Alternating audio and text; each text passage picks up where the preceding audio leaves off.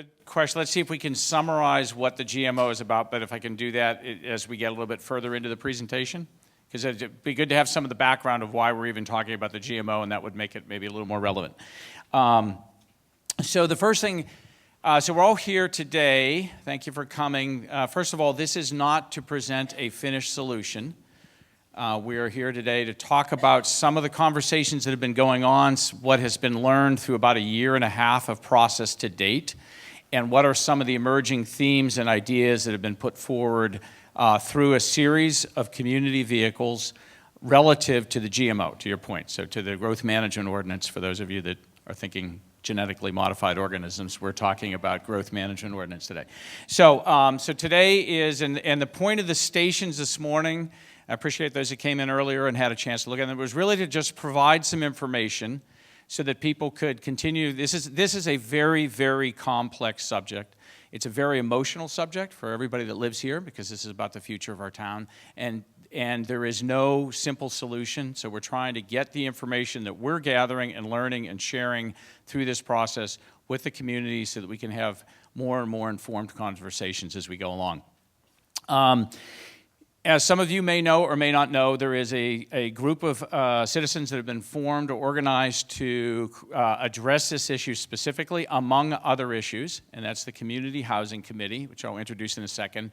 But they have three charges by council resolution. And the first one is to develop some recommendations for an initiative to bring to the community via ballot measure, because that's the only way the growth management ordinance can be modified, next year. So they are working diligently, and that's largely what we're talking about today, is what we've learned, how we got here, and what are some of the proposals that are being considered so that we can get some feedback from the community. The other two things that they're going to be looking at after we get through this process is streamlining of permitting, building regulations, construction techniques. How can we build more, what you might call build more cost effectively by design? And actually build product in that way, but that's going to come down the line. And then the third issue, which I know is a very emotional issue for a lot of people in the community, is dealing with the rent stabilization. And that will be part of their charge as well. But again, we're not talking about that today because they have not gotten to that point in their agenda. With that, I just wanted Eric Ziedrich, who is the chair of the committee, to maybe introduce your co-committee members. Certainly, I'll come forward. Thanks, Jim. And before I do that, I know you're not here to hear me, but I would like to recognize and pass on appreciation, first of all, to all of you for being here. This is really important for us to see and hear community engagement. Secondly, I'd really like to recognize and pass on appreciation to the city staff for assembling this and organizing this.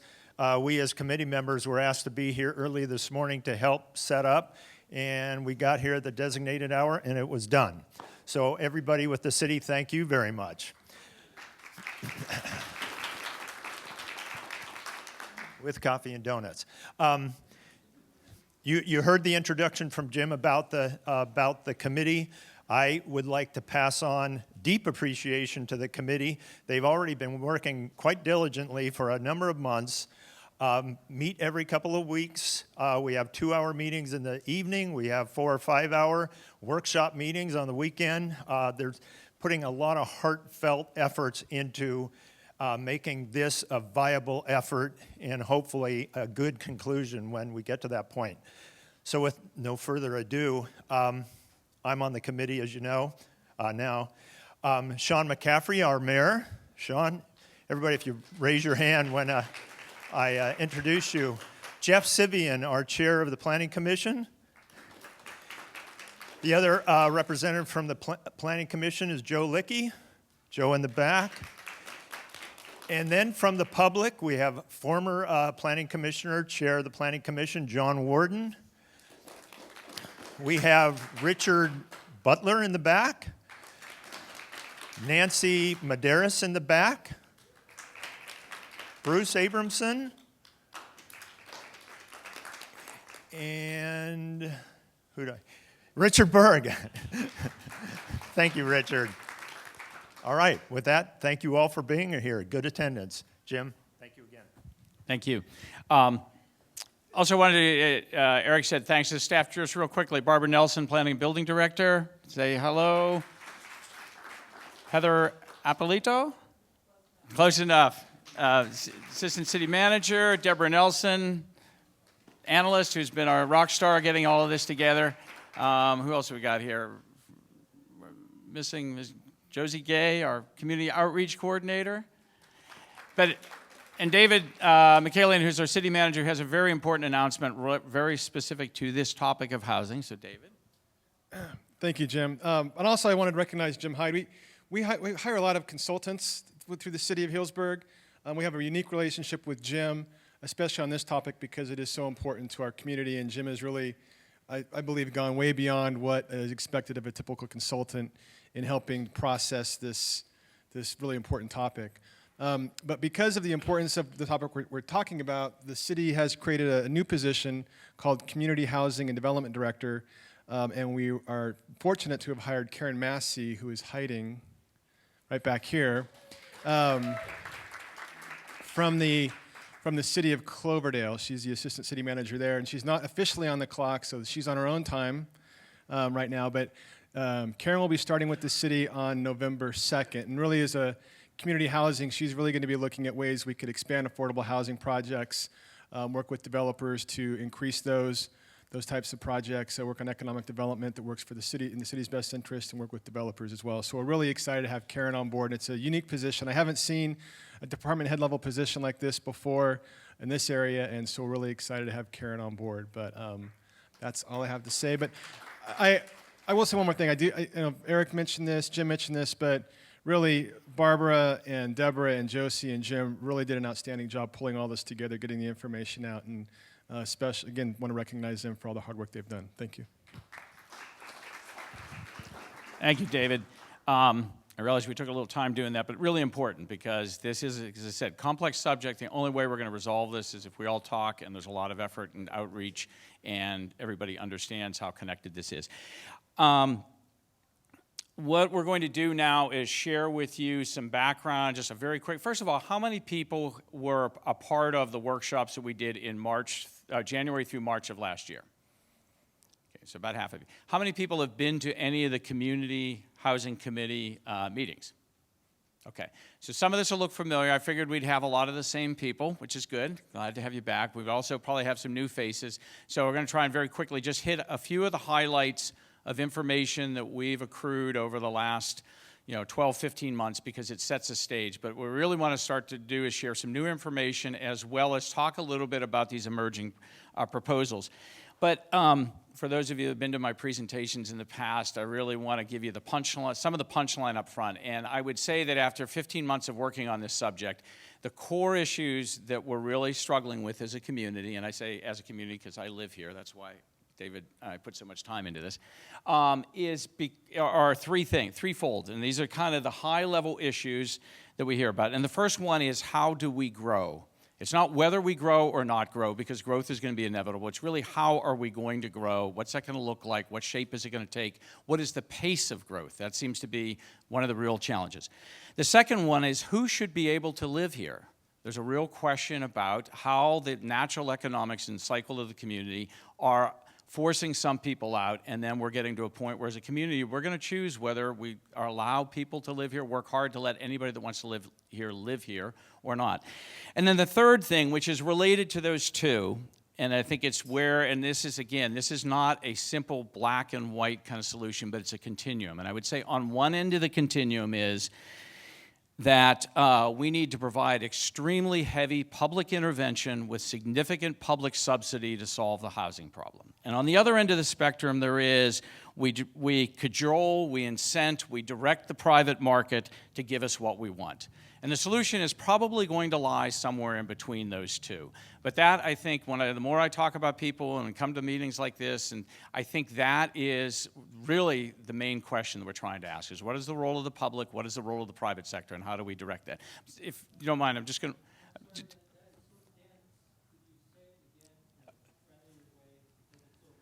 Okay, thank you. Thank you for that. Is there anybody here that doesn't think we have a housing problem in the community?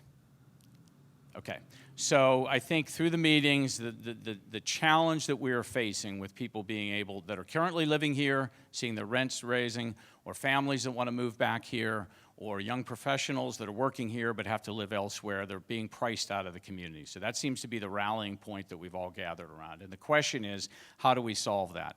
And there's a multitude of examples. Walter Kieser with EPS, who's going to do some of the presentation today, they do a lot of work around the country in this realm of affordable and workforce housing. But the solutions, in a very simplistic sense, you either have the government provide the solution by building a lot of the housing, going out and finding money, taxing new development, raising bonds, and building the housing to be affordable and keeping it affordable. Or you put in place policies and incentives, allow a few more units if some of those units are affordable, allow more building height if the top floor or the units within that are more affordable, driving the private market to provide that housing through certain incentives and policies that actually gets the private sector to build it, and it's not requiring public tax dollars to do that. Is that helpful?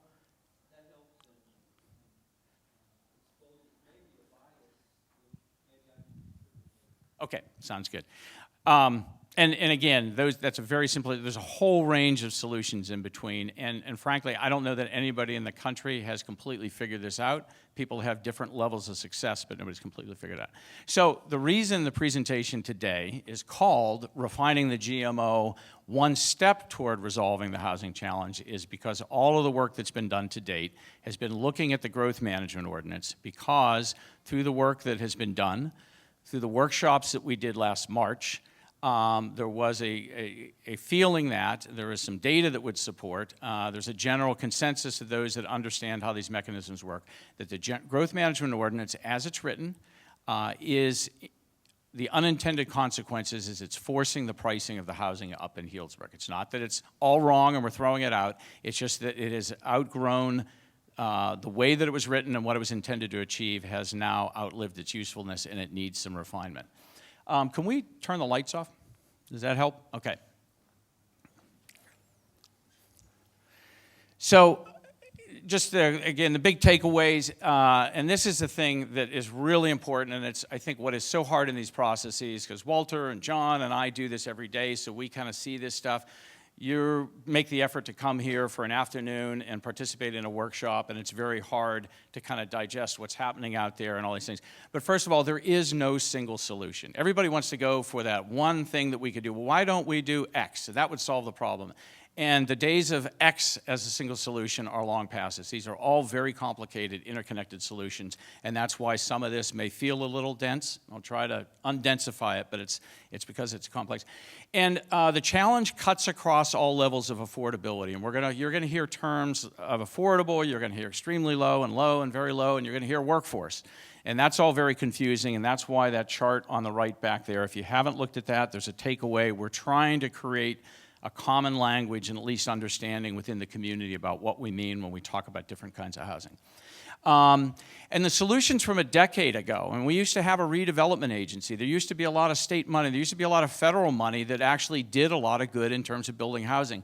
Affordable housing within Healdsburg had a period where we built a lot, last decade, we built a lot of affordable housing, actually most of the affordable housing.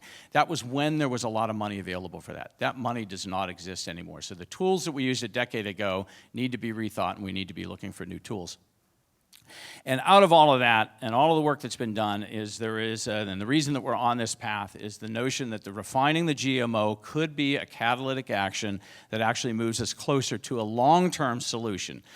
There are some things that we need to do in the short term, but what we really are talking about is this problem is going to haunt us forever if we don't make some structural changes that fix it for the long term. Okay, background. So just very quickly, this is not something that we've been doing in the last 6 months since the Housing Committee has been formed. This is a process that's been underway for almost over 2 years. It started with the Healdsburg housing element, which is a state-mandated document, really looked at a lot of the data. It was required in order to look at the capacity of the community to provide affordable housing. There's some other documents that have all been worked on that at one point or another touched the issues of housing and also touched on the challenges of how the community might grow. But what we've been doing since August is, this is a little graphic to kind of explain where we are in this process with the growth management ordinance and what we've been doing. So we started at a very high level with the committee, explored some broad approaches, kind of filtered those down, and you guys see bringing everything together, and that's kind of where we are right now at this open house. And so what you see are some proposals on the table. They are neither mutually exclusive nor a fully integrated package, meaning not all of those have to be done in order to make it work, nor does one exclude the other. So they're really put out there for conversation purposes. After we get through today, there will be some more refinement and work on that, and then on the actual proposal, and a recommendation will be made to City Council, and that will come out in the form of a ballot initiative, which you will all get to vote on, ideally in June of this year. So June of 2016. So one of the biggest takeaways, I believe, from the workshops that we did in March, and for those of you that were here, we had 80 people. It's a very, very good cross-section of the community, probably one of the best turnouts that we've ever had in any workshop I've done in the city. And we did some real-time polling. We actually had these little wireless cards that people, we would ask a question and people would poll their feelings. So there wasn't that pressure of raising your hand and having your friends see what you really think. So it was very much anonymous. And we asked a series of questions, but one of the most interesting and indicative questions we asked people was, back to this issue about how do we grow and does the community grow, is how would you evaluate, or what should we be looking at as an indicator of the quality of life of Healdsburg? The conversations I've had this morning is everybody's like, we want the town's character, authenticity, quality of life to stay the same, but how do you measure that? And so one of the things that people spoke and ranked highest in terms of an indicator of the quality of life of our community had to do with diversity. It was about the range of ages that live in our town. It was about the diversity of families that live in the town, and it was about having a variety of residential options that people can afford. And so if you look at what is a large part of this pie compared to the other, they in one way or another are tied to the housing, what kind of housing gets built and developed within the community. And the other thing that we asked people was, if we were going to be building new houses, new homes in the community, then to help fulfill this challenge that we've got, what were the kinds of housing that people would like to see? And you can see by the bar charts that there was a lot of enthusiasm for what are called courtyard and small lot housing. You can see a picture of it over there. Stacked flats and apartments, mixed-use townhomes, paired homes, duplexes. The last thing that people really thought we needed more of or would like to see more of were single-family homes. And it was not that people are opposed to single-family homes. Some of the data you will see later is it's just that we have a lot more single-family homes than we do other types of homes, which could either be more cost-effective or they might just fit people's life stages and lifestyles better. And so you can see a lot of interest in that. And so that points to this great graphic that a colleague of mine developed, and he calls it the missing middle, which is in many ways, I think is a great little, picture's worth 1,000 words. This is really a picture of kind of what is great about Healdsburg and what is at risk at Healdsburg. And so the missing middle, basically, if you look at a town, any kind of great town, a town like Healdsburg, you've got everything in terms of the kinds of housing options that you can choose that range from the single-family detached units on a lot all the way up to apartments and stacked flats over retail in the downtown area. And then there's a whole series of things in between: duplexes, triplexes, cottage courts, townhouses, et cetera, et cetera. And basically, what has happened is, due to market forces and largely due to one of the unintended consequences of the GMO, this is what we build: single-family homes, single-family homes, single-family homes. We could, and when we do affordable, we build this because this is what gets more affordable and is more cost-effective to build, but we're not doing that at the market rate. So we're not getting the market to deliver apartments, rental apartments of scale that would actually help balance the supply. And we'll talk about why the supply of apartments, increasing the supply of apartments, is important in Healdsburg in a few minutes. But what's happening is all of the stuff in the middle is not being built. And it's not being built because the allocation process only allows a builder to get so many allocations at one point in time. And so what they do is they build this, Because if I can only get one allocation, I'm going to build a big home and I'm going to sell it for a lot of money, and that's going to cover my profit for the year. Versus if I could get 5 or 10, I might build smaller units and build those and make the same profit, but I'd actually be filling a niche that's desperately needed to be filled. So what's happened in unintended consequences is we've got this missing middle, and Walter's going to talk about why that's important as we talk about the population too. So a little bit of background on what we've explored and some of the rationale for why we're here and why we're looking at this. Do you want to talk a little bit about just housing basics? And this is, hopefully, Richard, this solves the question you were asking the other day. A lot of questions and confusion about housing terms, so I'm going to try and simplify this a little bit in a pictograph. And so we have this thing we call housing, which is a big universe. It includes everything, all of the product types I just talked about, all of the price points we've talked about.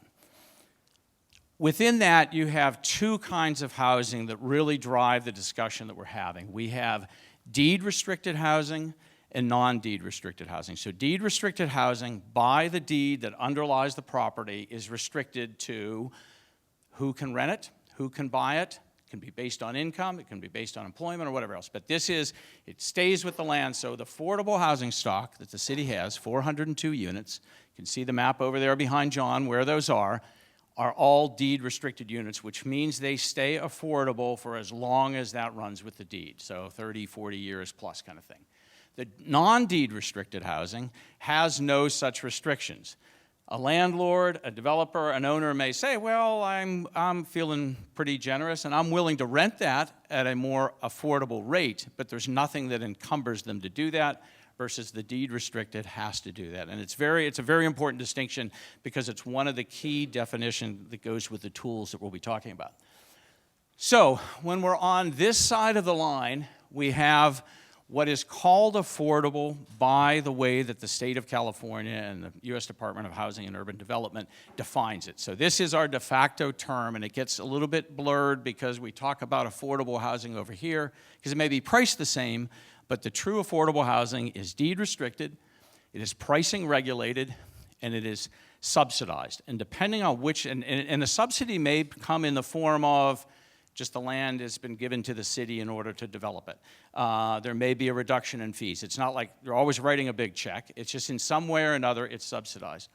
Versus market rate housing, which is the other side of that, is pricing unregulated. There's nothing that controls the pricing, so basics of supply and demand. When demand's high and supply is low, Healdsburg, the pricing is going to go up, and it is not subsidized.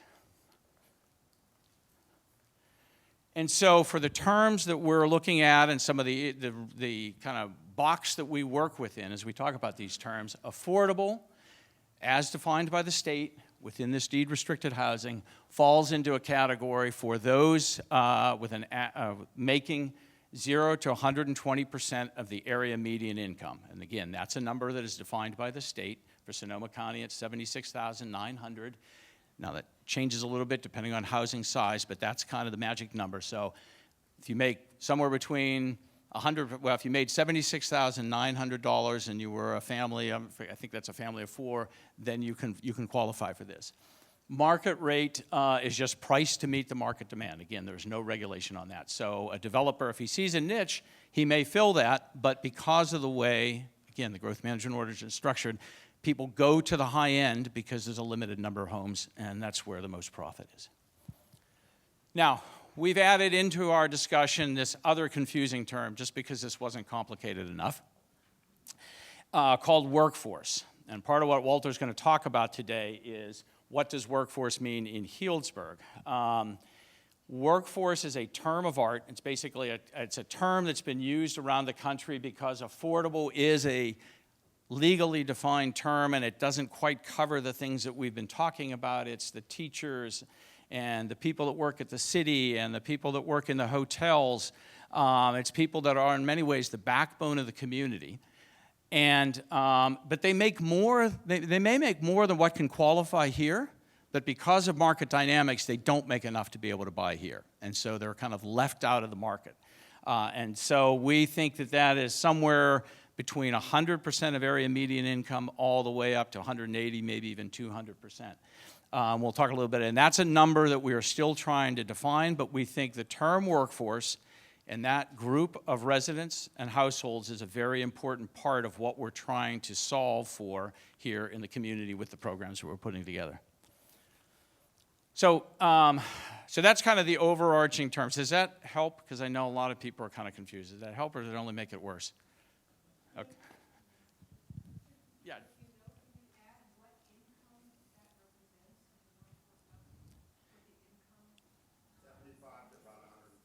Yeah, 75 to about 150, based on the AMI.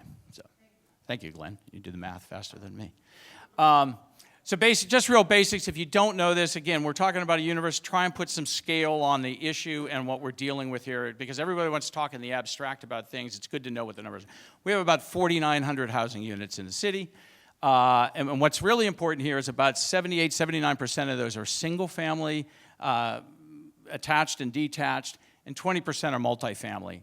When I said before that missing middle, when I talked before about the importance of apartments, this is a relatively skewed relationship. A balanced community might be more like 70-30, 65-35, because that mixture of properties that are up in this range, they are just inherently more affordable, but they are also more, especially what we're seeing now is multifamily is not just an economic choice, it's a lifestyle choice. There's a lot of people that sold the house, they want something smaller, they want the community that comes with living in a development or a building that has several residents in it. It's what they call the lock and leave lifestyle.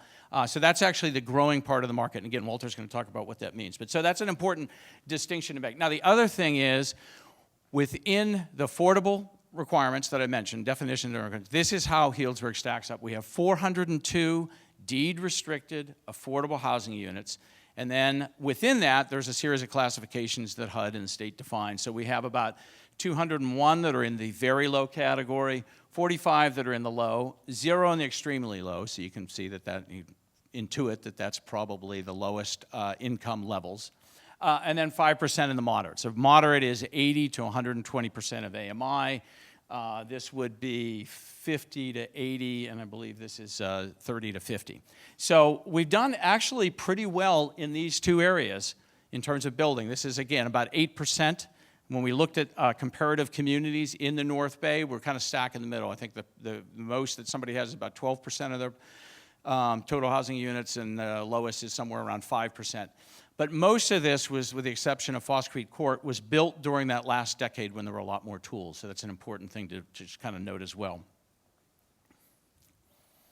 Okay, so now I'm going to turn this over to Walter to talk about how we really get to a better definition of what do we need. Because the question is, okay, we got all these numbers, got all these definitions, we all feel like there's a major problem here, but how do we define, okay, so what is the real need in terms of numbers, and how does it express itself, and then can we manage our policies in that to help begin fulfill a very specific target? Because you were so good on the last question, I'm going to let you do one more.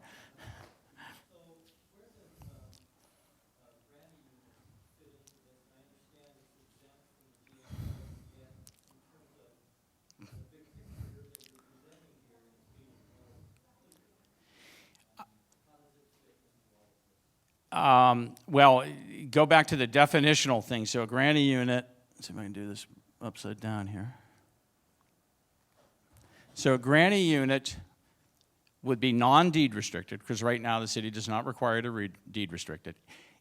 And it's priced to market. Somebody may price it so that it's affordable, but it's a non-deed restricted kind of market delivered, and it could be affordable just by price. So it is a good solution to providing private sector providing additional housing options, but there is nothing to keep it at the affordable rate forever and ever. That really comes through the generosity of the person that owns it.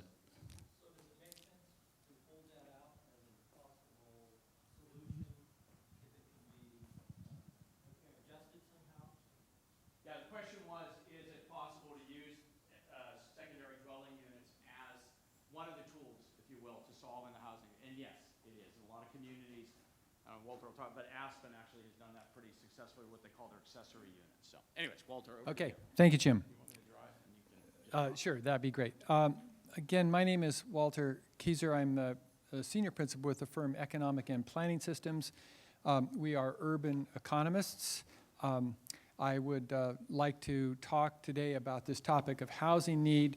But before I do, I want to just mention, and Jim alluded to this, as an urban economics consultant, we have done a considerable amount of work in the area of affordable housing and housing in general. EPS is a firm that serves clients all over the West. We've done, as Jim has, a lot of work in the Intermountain West resort communities, where the kinds of problems that you're beginning to see here in Healdsburg have been with us for decades. And so we bring an experience and a set of tools for addressing these questions, both from a market perspective as well as a regulatory, as well as a subsidy kind of perspective. The job that I have here, a little bit on that, is to first bring some quantification or numbers to the table, just so that there's a little bit better understanding about what the underlying numbers are. But I want to make the point that in all of these matters, when we talk about things like balanced community and diversity and these things, those are not necessarily numbers questions, although numbers inform them. They are policy questions. What kind of a community do you want to be? What are you trying to accomplish? And the survey that was done, Jim, that I think begins to talk about that. I see right away that there's a value towards diversity, towards maintaining diversity from an income standpoint, age, ethnicity, et cetera, et cetera. And so that's a good place to start. So then we want to say, well, what are the numbers? What are the numbers that are involved in that? And then as we move forward, to start basically to understand the implications of various policies. So if you say, well, you want to increase the number of affordable housing units, which you may choose to do, there's a price tag for that. And so another job that I will have as a part of this assignment is to begin to say, okay, that's a good idea, but it'll cost you this much. Or it may have, or another thing it might be is the implication of that is some social or economic consequence. So we want to provide some feedback or information about how a given policy idea may cost or may cause other effects. And Jim made the point that in this situation there's no silver bullet or single solution. In fact, the focus of this, even on the growth management, is really a kind of off, because really we're not talking about growth management, we're talking about sustaining a balanced community. And the getting there involves us perhaps looking at the GMO. The final thing that we'll want to be doing is actually looking at very, very specific solutions. When you're talking about policy, it's a really good idea to be able to convert that policy into concrete outcomes so that people can look at that and go, oh, I like that or I don't like that. So for example, that transect that Jim was showing us, there's certain kinds of housing. We want to be able to be very, very transparent and clear about if we make these policy changes, what's likely to result, so that you have a real good sense of what we're talking about, both in terms of quality or type of housing as well as quantity, the numbers. So that's what we're going to be involved with. We've done this in many other communities for many, many years, and it's a pleasure to be working for Healdsburg. I grew up in Sonoma County, began my career here. My sister lives here. She was the principal of the high school, which you may know or remember. So I have a lot of roots in Sonoma County and increasingly in Healdsburg. Okay, so just a couple of things on numbers. We've been working with, in addition to the information that is in the housing element, which, by the way, is a very good housing element by our reckoning, and we've seen a few. There's a lot of this kind of information in there, but we want to highlight a number of other kind of points that get to this topic of need. There's a lot more information that we've developed. We'll be presenting this to the committee, but today I would just like to run through a few slides to talk about some of this data that may influence this question of what is housing need in Healdsburg. So one thing that we want to look at is just the existing households. What are they composed of?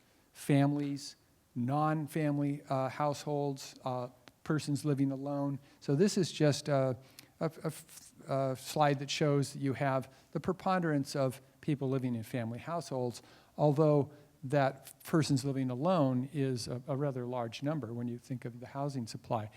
By the way, one of the things that we look at in housing too is the fact that you have different housing efficiencies, and Jim mentioned this too. One of the things that we see in in California and around the West is a trend now for people that are getting older to be living in houses that are actually too large for them, and they're desiring to stay in the community but to downsize, so-called downsize. And one of the types of need that we have will be to fulfill that need to be able to stay in place. That is to say, downsize but stay in your community. And if you don't have housing choices, that's difficult to do. The family makeup, one of the things that we're interested in is understanding with children or without children. And here we have, this is very typical, by the way, if you looked at a chart like this for Sonoma County or even a larger geography, you'd see a chart that looks rather like this, about 50-50. Go back. Not there.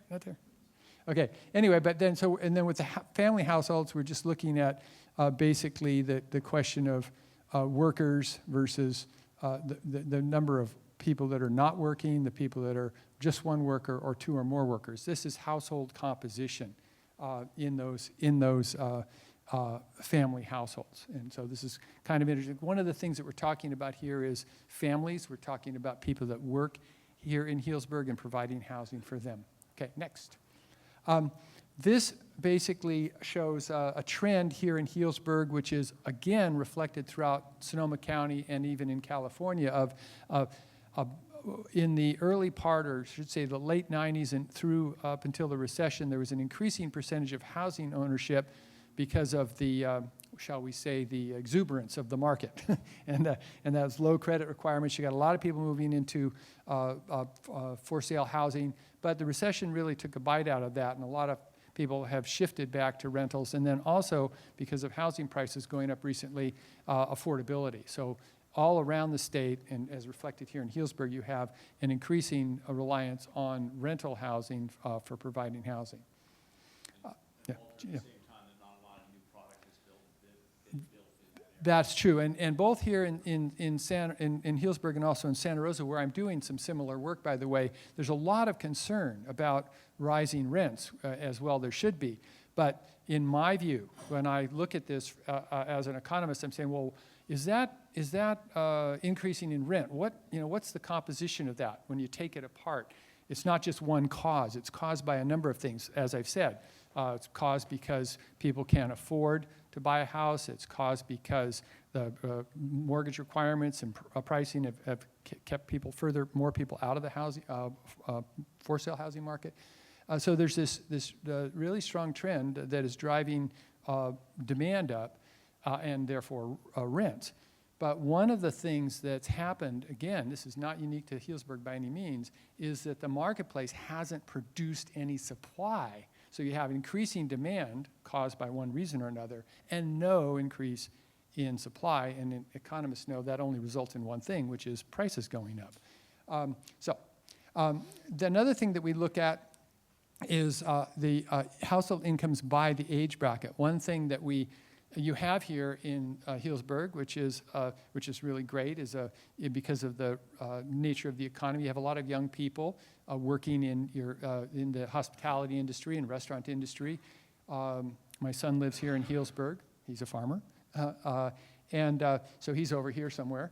But anyway, so we want to look at this. We want to look at the income by the different age cohorts and say, look at this. We have and it's interesting here, Jim talks about a missing middle. You see this, we call this a bimodal curve of income. We have some incomes biased toward the lower income, some to the higher, and then you have this gap of your existing households.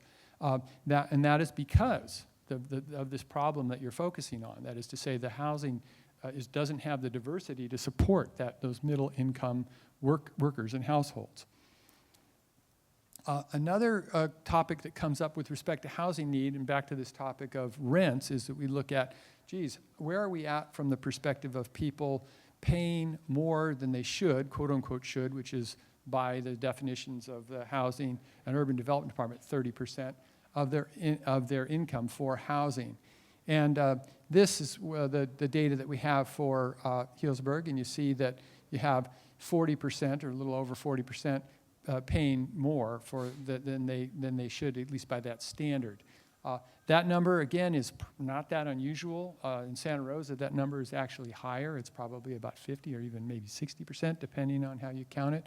But you do have a situation where, in addition to those wanting to attract back into the community, those middle-income households, you have another motive for creating housing supply, which is to basically create housing that is perhaps affordable to people so that they can get that their household income payment of rent into line with some kind of reasonable standard. So this basically shows the number for the rental side of the equation, and that's a much, much higher number, of course. And again, it's consistent with what we see in other communities. And the notion there is, well, one solution to that problem is to not only work on the affordable side of the equation, but increase supply within some reason to begin to get those numbers more in line. So these are the first time I've seen these findings, Jim. So, the tables I saw. So I think what you're really saying here is that this first finding off of these numbers has to do with this median price home basically is only affordable to the top wage earners in town. And so there's one finding there, and that, again, that doesn't surprise us. It's very consistent with what you might imagine. And then the question is, well, how can you move that pin back a little more to capture some more of the family incomes you have? We don't see, and I've done some work here in Healdsburg in the past and looked at, of course, the plan, the general plan, and the Central Healdsburg plan, the housing element. This isn't necessarily a capacity problem within the existing urban limit line. It's really, there are a number of sites. Some work has been done on the capacity of those sites. There's some new opportunity sites appearing, as you know. So I think that there's plenty of opportunity with intensification and reuse within the existing urban limit line to pursue some of these additional housing goals if we can overcome some of the constraints. But that leads to this topic of 30.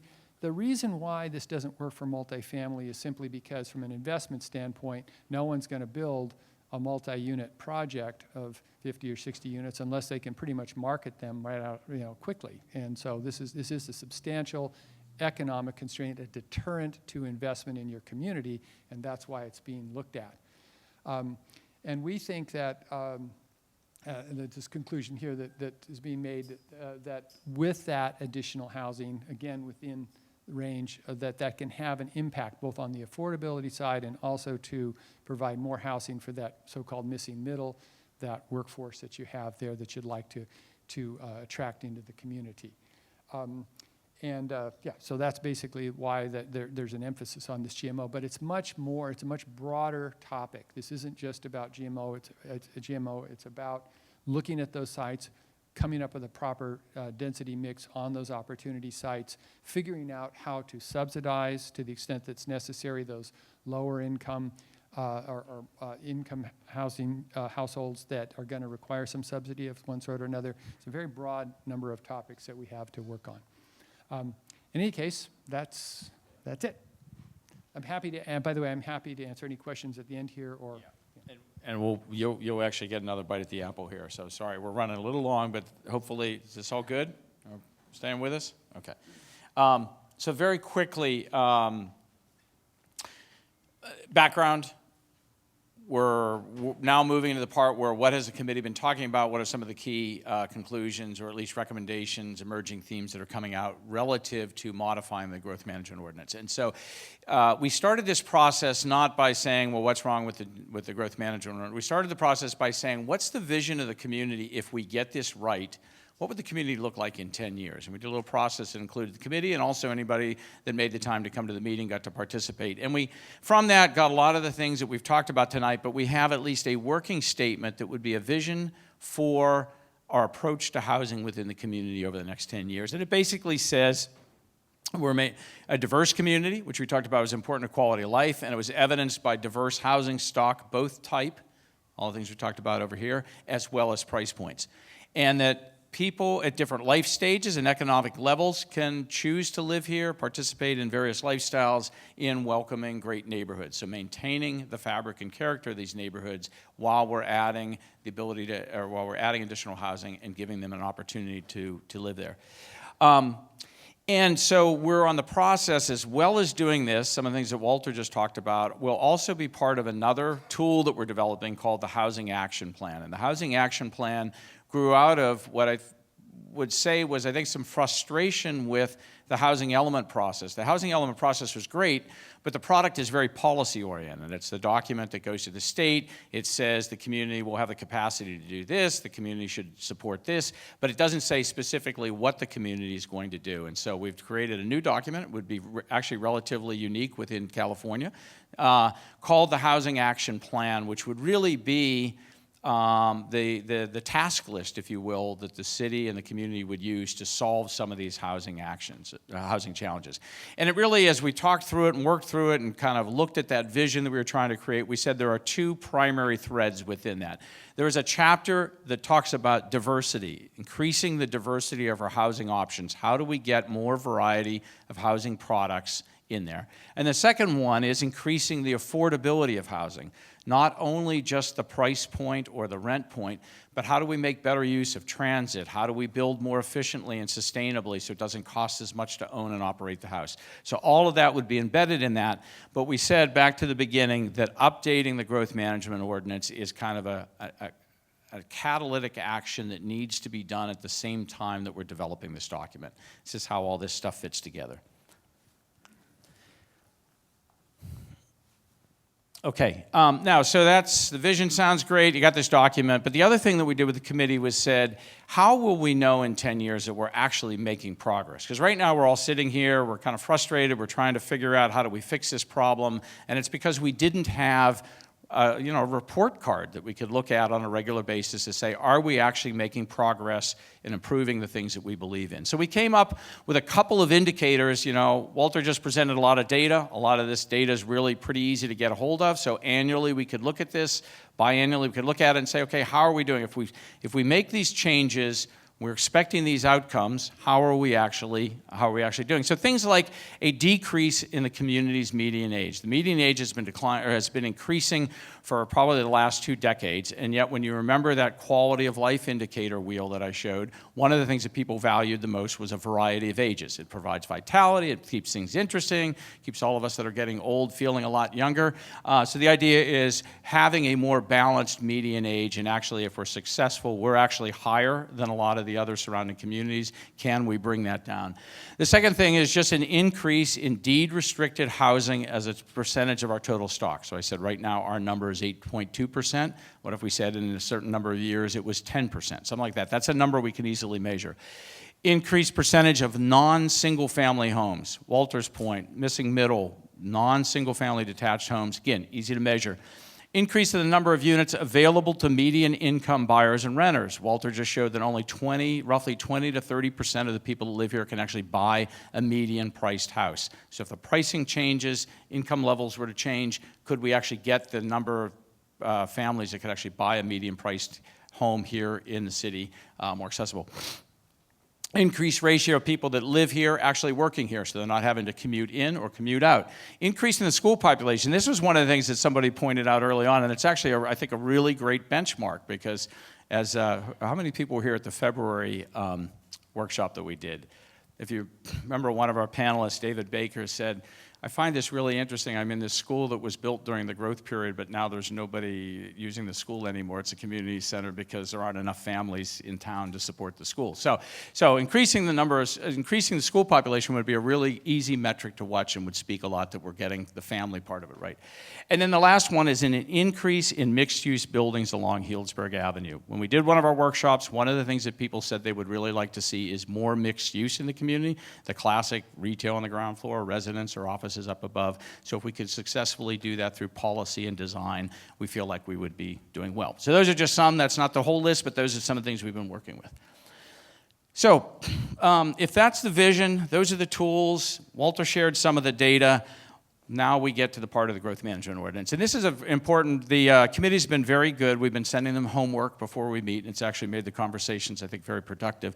But one of the things we shared was a report that was done by the Brookings Institute that actually did a very long academic review of literature written around the relationship between growth management ordinances and housing affordability, because there's a number of these around the country. And what they said, they made a very interesting distinction, and they said that there's kind of really two tools. There are growth controls, which basically put the brakes on growth in the interest of keeping everything as it is.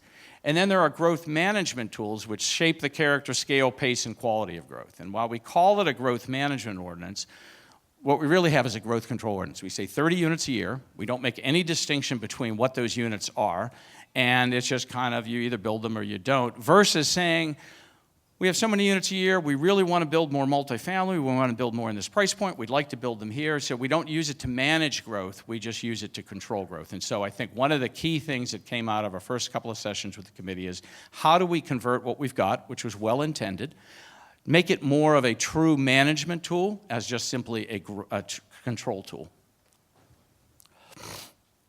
So, John, I'm going to one of the things that we did was we explored, we said, look, we have this opportunity, we're going to go big on this, we're going to go to the voters with the thing, so let's look at all the different approaches, and say options, but all the approaches and the ways that we might look at getting this to be more of a management tool. So I wanted John to just share a little bit as a committee member what some of that discussion was, so you understand that we really have looked, I think, very objectively and fairly across what might be, and then we'll talk a little bit about where we're coming out. So, as Jim said, we actually looked at this whole range of options. On the one extreme, no change whatsoever. Let's just leave the GMO the way it is. And what would be the likely future if we did that? And on the other extreme, what if we got rid of the GMO entirely? And what would be the likely future if we did that? And then different options within the middle. I think the general consensus among the committee, although we had our extremes, but the general consensus was all of us wanted to maintain some sort of growth management ordinance. That we wanted to be able to maintain some sort of ordinance that would manage growth into the future. Once we eliminated the two extremes, then we were negotiating within the middle. And as usual, I think within our discussions, it became all of the above as opposed to this or that. It was one of these things where, yes, we would like to incentivize outcomes, and yes, we'd like to have some sort of creative management type of thing, and perhaps increase allocations in a very selective way as a result. This is a very crude drawing that came out of our last, this is my work, came out of our last discussion. Okay, yeah, right. You are the one that put it on the slide, right? So this is a very crude diagram of kind of where we were at our last meeting. On the one hand, all of us are saying let's maintain growth at a 1% rate, which the current growth management ordinance does do that. So let's maintain this 1% growth rate. And let's recognize that there is an overall capacity as well, that the land itself, the area within the growth management ordinance itself, there's only so much that can happen in there into the future. It's not an infinite number that we're approaching. It's a finite thing. We have a finite boundary. We have a finite capacity within that boundary, both in terms of resources, in terms of maintaining our small town character and our quality of life that all of us like to have. And so within that overall shell, there's a finite boundary that we're working up against.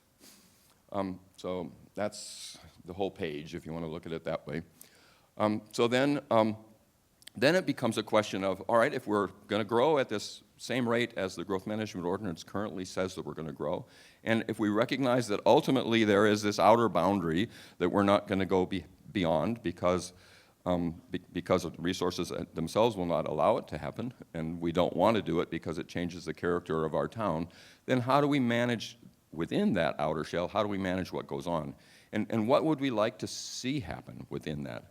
One of the things that keeps the growth management ordinance from being a management tool as opposed to a control tool is that every 3 years, all of the allocations sunset and go away. So we're allowed 30 units per year, and then the next year there's another 30, and the next year's another 30, and then they disappear. So each 3 years, the allocations disappear. So although we projected a 1% growth rate with the growth management ordinance over the past years that it's been in existence, we haven't achieved that 1% and I don't think in any of the years that it's existed. So part of that is, so we essentially have allocations that have sunsetted, that have disappeared, that were part of that 1%.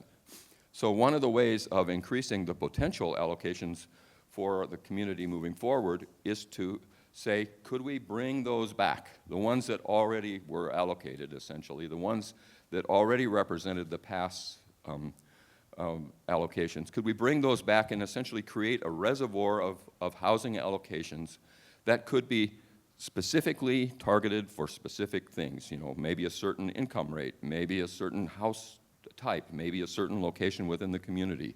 But could we bring back these allocations from before and use those as a reservoir of housing allocations that we could use to target some of these populations and some of these problem areas that we look at. That's one particular possibility.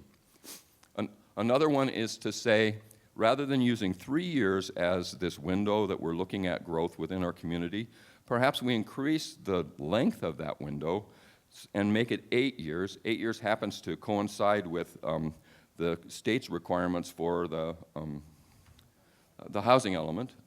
So make it coincide with that so that the economic studies and the various studies that the city is already doing as part of the housing element coordinate with the growth management ordinance. And so by increasing it to 8 years, that gives us a larger potential set of allocations that could be used for the city to be able to negotiate with some of the very few, but still very important, larger sites that we have within our community. One of the problems with the growth management ordinance right now, an unintended consequence of a well-intended thing, is that it keeps the city from being able to negotiate with developers to get more housing and more workforce-type housing within our community. If I'm doing a project in San Francisco, I'm an architect, so if I'm doing a project in San Francisco and I'm working with a developer and we come to the city says, all right, we'll allow you to have X so many whatever you want to build on this particular piece of property, and in exchange for the right to develop within our community, we want you to make sure that the ground level is all retail, to make sure that there's a certain number of 2-bedroom and larger units so that we can maintain the ability to have families within the community. We want to have certain environmental regulations. There's a whole series of negotiating positions that the city takes to ensure that whatever development is moving forward will benefit the overall community. And because the developers want to be part of San Francisco, because they're making money doing so, they're willing to go along with that. Affordability is also a major factor there. We want so many units of affordable housing. In our community, because of the growth management ordinance, and because it limits it to 30 units per year, if I were, say, the developer of the New Forest property, and I came to the city, if I were the city, I'd want to say, well, we want you to build workforce housing on the New Forest property. And ordinarily, I'd be able to say, as the city, all right, we'll allow you to build a resort at one end of the property, but in exchange for the right to build a resort within our community, we would like you to build so many units of affordable housing, and we would like some community open space, and we would like a parking reservoir for the train, or whatever it happens to be. That negotiation is very difficult in our city because the city can't really say we want you to build more affordable housing because the allocations aren't there for the developer to do so. And so the GMO keeps that negotiation from taking place the way it's currently written. By increasing the timetable and by allowing the city to use the whole reservoir within that, it still is finite, it still would be a 1% growth rate overall. It would allow these bursts of development to be able to happen in certain key areas and would allow the city to be able to negotiate with the developer to get a better deal. I'm sorry, I don't need to drag on. So up here are these kinds of housing that we're trying to create, this subsidized housing, deed-restricted housing, the housing that's going to be more affordable within our community. Well, how do we get other people to do that? There isn't enough housing being built so that the current 15% requirement of affordable housing, for every 15 houses that I build, I have to build one affordable house. There's not enough housing being built in our town so that that's going to generate very many affordable units. And even if development were free of the GMO, probably there's not enough that we wouldn't generate enough units that way. So what other tools do we have? Well, we have a thriving tourist economy. And it's a problem for us, but it's also an incredible potential for us as a community. If we could harness the tourist economy, if we could harness the commercial economy, and use the rights to develop commercial buildings or the rights to develop resorts or some other things related to the tourist economy, in exchange those rights for the ability to, for the requirement to build additional affordable housing, that's one more reservoir of energy that we can draw upon in order to build more affordable housing. And probably that's the one that we would need to draw upon if we're going to try and find a way to incentivize affordable housing within the community.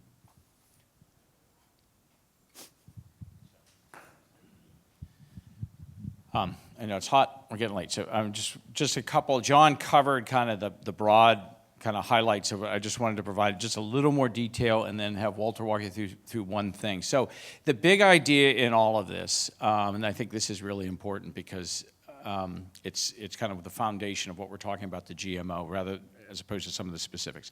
Right now, the growth management ordinance, the only way that it can be updated, refined, fine-tuned to meet the current needs of a community is what we're doing right now. Year-long process, lots of community meetings, lots of outreach, and then we take it to the ballot box. It's expensive, it's uncertain, it's not necessarily efficient, and I'm not sure that at the end of the day we're going to get the full directive that we would like in terms of the community's priorities. So what we've got is there's a couple of tools that are out there. We've got the housing element, as John said, which spans 8 years. The document was just done. We don't touch that again for 8 years. We've got the growth management ordinance, which runs in a 3-year cycle in terms of allocations. And then we've got this housing action plan thing that we've just started to try and get to some more specific lists. And none of them are synchronized. They all kind of operate in their own universe. They all operate in their own process. So the big proposal John mentioned, is to get all of this stuff aligned because they are interrelated documents. And if we want to be efficient about city resources, we want to have you come to one meeting as opposed to several over time that are talking about different nuances, that we have a series of meetings all on the same subject, i.e. housing within our community. We could now do this. So we could have a housing element process, which would start again in about 2022. And it would establish, through that process, we would establish the priorities that the community really wants. Seniors housing, workforce housing, family housing, whatever it is. The housing action plan then would describe how the city would put all those tools together to leverage what it has to offer, the kind of currency that John was just talking about, to get the outcomes we want. And then the GMO would set the preferences for the allocations to get to that outcome. That becomes the tool that we use. And so the idea of aligning all of that every 8 years, and hence extending from 3 years to 8 years, means we can synchronize all of that, have a tool, have some leverage, as John was talking about, to get to where the community through the housing element process has said they would like to get to. And in kind of a weird, clunky way, this is exactly what happened. Those of you that may remember, we did a housing element process. At the same time, there was a set of negotiations going on to create an updated growth management ordinance. And all of a sudden, the two converged one evening when the housing element was presented to the city council, and they were looking at the emerging refinements to the growth management ordinance. They said, well, based on what the housing element just told us, the proposals that we've got on the table for the growth management ordinance aren't going to get us to where we said we need to be. So we're going to pull it off the table and we're going to start the process again, and we lost 2 years and everything like that. So if we had been able to synchronize them like we'd be able to do, we could have had that conversation at the same time and then updated the growth management ordinance in that 8-year window to get to where we said the housing element would like to take us. And the reason this is important is we can then use data on a regular basis, built on those indicators that I mentioned at the beginning, to inform the adjustments that we would like to make to the growth management ordinance. So we're not talking about going back every year and upsetting and overturning the growth management ordinance. We're talking about an orderly, kind of logical process of 8 years which is probably a pretty good wave in terms of a real estate cycle, to figure out where does the community go, see the projects and priorities we've set actually get implemented, and then start to review those again in about 8 years, and then set a new set of priorities, or say those priorities are still valid, we want to continue on that path. So just as one example, I wanted Walter to talk about some of the data they're uncovering and the way that data could help inform this process in this 8-year cycle to help shape what we think the growth management ordinance, and it's really about jobs. Thank you, Jim. Yeah, earlier in the conversation, I said we had these sort of 3 roles. One, just to get baseline information together, but then also, as Jim has just set up, to use this information to begin to understand policy choices. So this is an example of that. When you talk about diversity, of keeping your local, increasing the amount of live work, the people that live in town, working in town, this data provides an example of that. 33% of the jobs, of the 6,500 jobs, are filled by city residents. And you may, in your deliberations, decide that should be 40% or some other larger number. And then we can say, okay, well, let's translate that into the number of households. This is one example. Here, and that's kind of a baseline or existing situation where you would improve performance or attract people back into the community. But then there's the whole topic of new employment.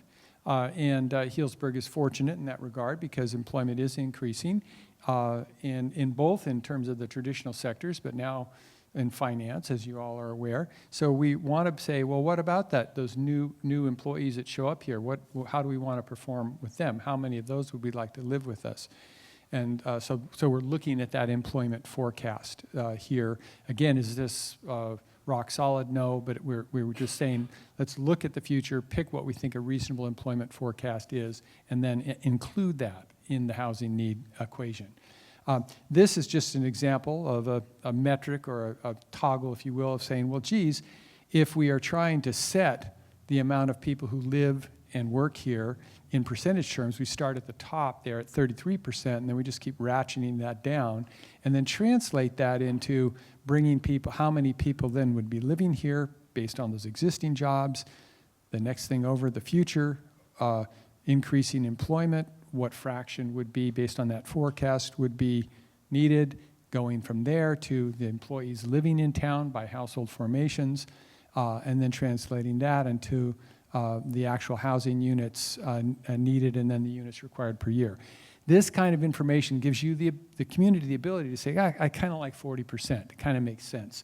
And then we can kind of go along and say, well, geez, that means that we, on average, need to produce 67 units a year.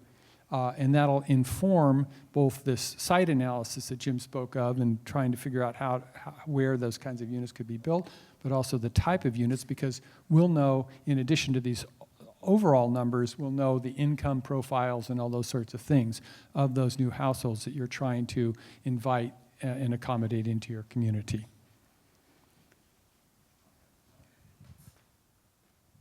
Thanks, Walter.